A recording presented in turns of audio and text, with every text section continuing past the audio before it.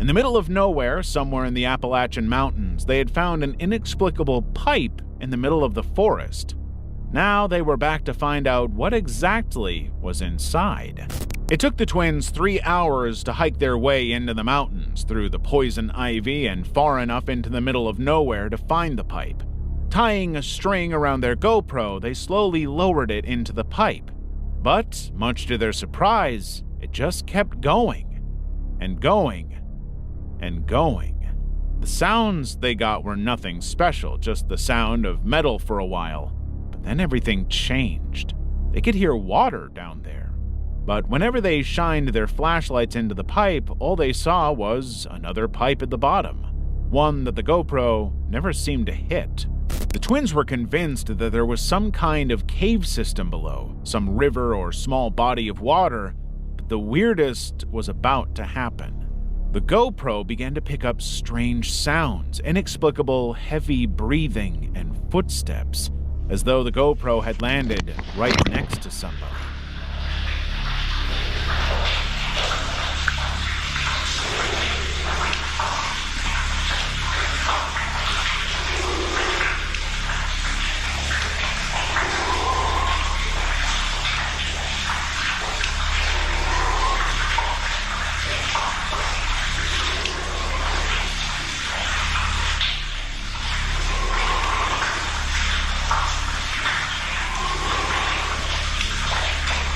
The GoPro hadn't come into contact with anything solid. It had continued to go down just as it had to up to this point.